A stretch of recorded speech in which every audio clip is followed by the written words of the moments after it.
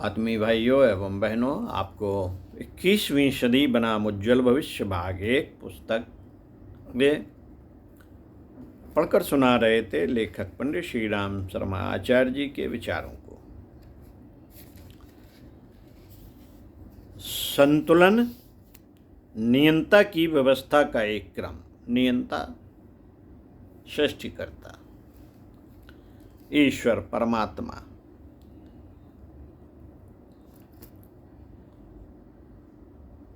का एक क्रम है संतुलन, जो व्यवस्था को बनाता है। साथियों, इतने पर भी पिछले वीडियो में सुनाया था, उसी क्रम में इतने पर भी एक बात ध्यान में रखनी चाहिए कि इस सृष्टि का कोई नियंता है। उसने अपनी समग्र कलाकारिता को बटोर कर इस धरती को, उस पर शासन करने वाले मनुष्य को बनाया है।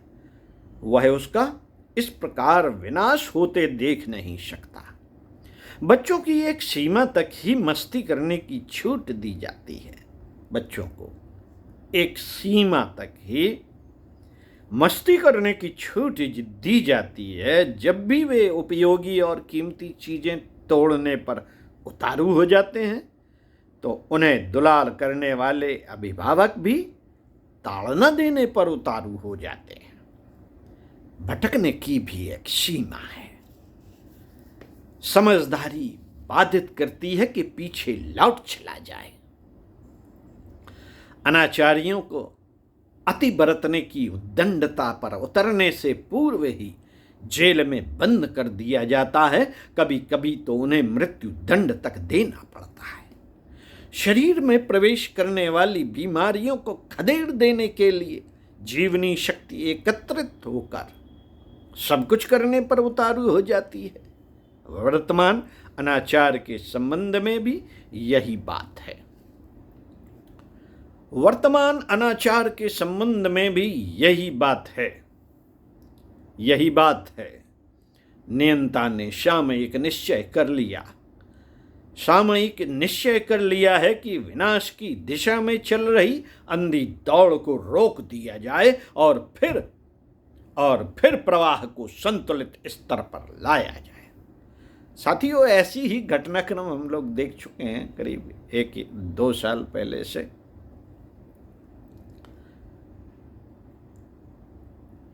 विनाश की दिशा में चल रही अंधी दौड़ को रोक दिया गया। वातावरण साफ हो गया। सबको घरों में बंद कर दिया गया। वातावरण साफ हो गया और पर्यावरण संतुलन बन गया और जनसंख्या वृद्धि में भी कटाक्ष कर दिया गया। मित्रों, ये सृष्टि व्यवस्था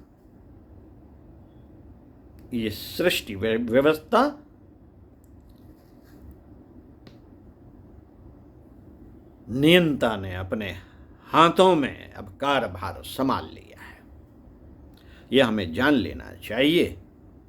अगर अब भी इतना होने के बाद भी अगर हम पुराने प्रचलन और पुरानी आदतों की तरफ न लौटे, तो फिर ईश्वर एक बार मौका देता है, बार बार नहीं। बार बार तो देता ही आया है, लेकिन अब ईश्वर कह रहा है, महाकाल कह रहा है कि अब नहीं छोड़ा जाएगा, अब बदल दिया जाए।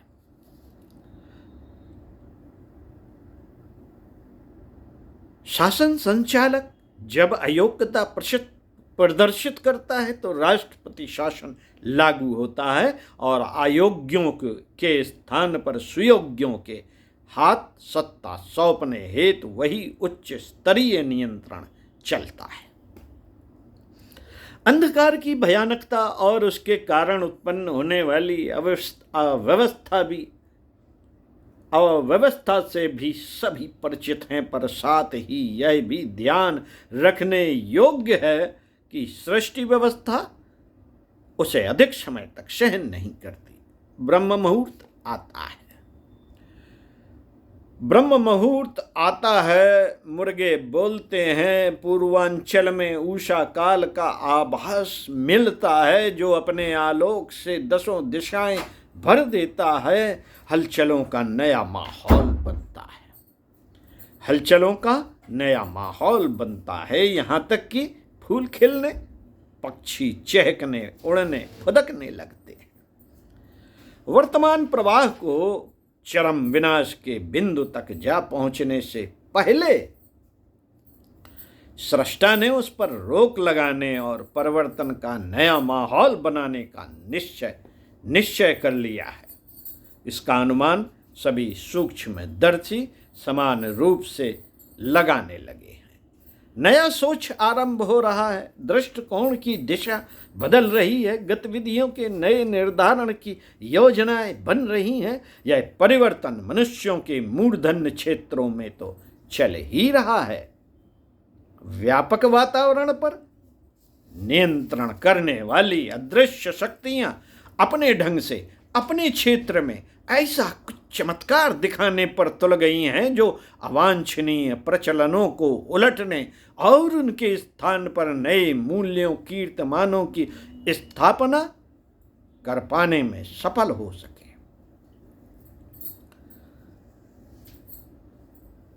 समय की गति मनुष्यों के प्रचंड पुरुषार्थ परायणता के कारण अत्यधिक तेज हो गई है।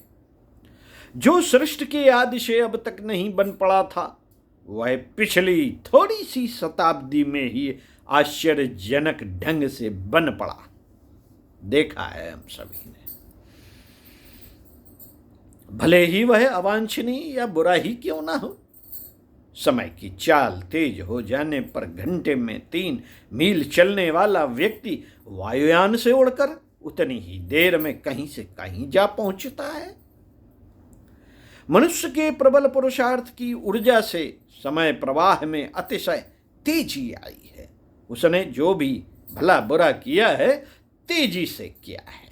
यह द्रुतगामिता आगे भी जारी रहेगी, सुधार क्रम भी उतनी ही तेजी से होगा।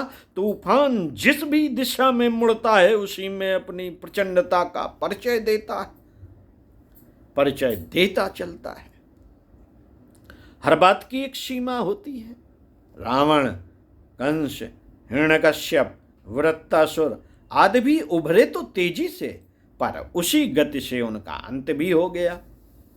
पानी में बबूले तेजी से उठते हैं और उसी तेजी से वे उछलते और तिरोहित हो जाते हैं। फसल पकती है मित्रों, फसल पकती है और कटने के बाद उसी जगह नई उगाई जाती है। जर्जर शरीर मरते और जन्म धारण करते हैं, खंडहरों के स्थान पर नई इमारतें खड़ी होती हैं। इसी क्रम के अनुसार अवांछनीयताओं का माहौल अब समाप्त होने ही जा रहा है और उसका स्थान सच्चे अर्थों वाली प्रगतिशीलता ग्रहण करेगी। मित्रों, लंका दमन के साथ ही रामराज्य का अवतरण भी जुड़ा हुआ है। वही इस बार भी होने जा रहा है।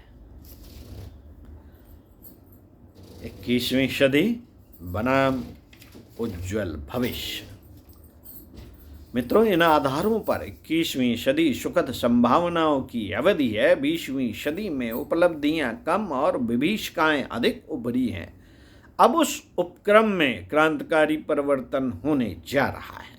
प्रातः सायंकाल की संधि वेला की तरह 20वीं सदी का आरंभ वाला यह समय युग संधि का है। इसका भी अपना एक मध्यकाल है जिसे 12 वर्ष का माना गया है, 1989 से 2000 तक का। इस बीच मध्यवर्ती स्तर के सूक्ष्म और स्थूल परिवर्तनों की क्रांतिकारी तैयारी होगी। वह दिख रहा है, हम सब ने देखा है क्रांतिकारी क्या क्या घटित हुआ है। बुझता हुआ दीपक अधिक ऊंची लौ उभारता है। मरते समय चींटी के पंख उगते हैं। मरण काल में सांसों की गति तेज हो जाती है। दिन और रात के मिलन वाला संध्याकाल भी अनेक विचित्रताओं को लिए हुए होता है। प्रसव पीड़ा के समय दो प्रकार से परस्पर विरोधी विचित्रताएं देखी जाती हैं। एक ओर पीड़ा की कराह सुनी जाती है तो दूसरी ओर संतान लाभ की प्रसन्नता भी उस परिवार के सभी लोगों पर छाई रहती है। युग संध के इन 12 वर्षों में चलने वाली उथल पुथल भी ज्वार भाटे जैसी है। इसमें एक ओर अवांछनीयता हरे ज्वारी की तरह दूने दांव लगाती देखी जाएगी और अनर्थ उत्पन्न करने में कुछ उठा ना रखेगी। कितने ही ऐसे लोग हमने देखे इसी दौरान और उनका नाश होते हुए भी देखा। बड़े बड़े धर्माधिकारी, बड़े बड़े पूंजीपति जेल में सड़ते हुए देखे। साथियों, अनर्थ उत्पन्न करने में कुछ उठा नहीं रखेगी। ऐसे लोगों ने कुछ कमी नहीं छोड़ी और प्रकृति ने भी कमी नहीं छोड़ी।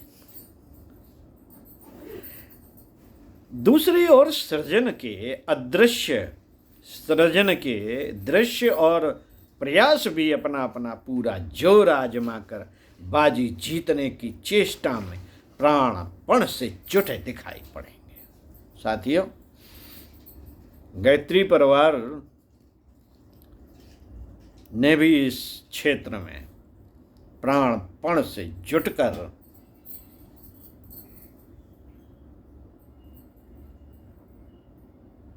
जोर आजमाइश की है। गायत्री मंत्र का जप ऑनलाइन चला, गायत्री यज्ञ ऑनलाइन चला। घर बैठे लोगों ने उपासना साधना की झड़ी लगा रखी है।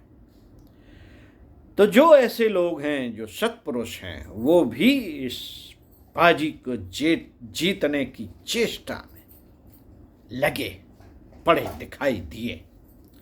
युग संधि की इस ऐतिहासिक बेला में सृजन संभावनाओं के दृश्यमान प्रयत्न जहां शासन, अर्थ, क्षेत्र, विज्ञान आदि की परिध में दिखाई पड़ेंगे, वहां अध्यात्म शक्तियां भी अपने तप उपचार को ऐसा गतिशील करेंगी जिससे भागीरथ, दधीचि, हरिश्चंद्र, विश्वामित्र आदि द्वारा किए गए महान परिवर्तनों की भूमिका निभाई जाती देखी जा सके। साथियों, अश्वमेध यज्ञ इस बीच में कितने हुए। जब लोगों का आतंक, व्यभिचार, अत्याचार पराकाष्ठा पर था, उस समय जितने भी दैवी शक्तियां थीं, वो स्थूल शक्तियों को साथ में लेकर जूझती हुई दिखाई पड़ी। अश्वमेध यज्ञों की श्रृंखला चली पिछली शताब्दी में। लोक सेवियों का एक बड़ा वर्ग भी इन्हीं दिनों कार्य क्षेत्र में उतरेगा और राम के रीछ बानरों, कृष्ण के ग्वाल बालों, बुद्धि के परिव्राजकों और गांधी के सत्याग्रहियों की अभिनव भूमिका का निर्वाह करते हुए एक नए इतिहास की नई संरचना करते हुए देखा जाएगा। देखा साथियों, हमने उन सत्याग्रहियों को भी देखा जो मंच पर लेट गए और लाखों लोग उनके समर्थक बन गए। अन्ना हजारे की बात कर रहा हूं मैं। एक क्रांति जैसी आई थी।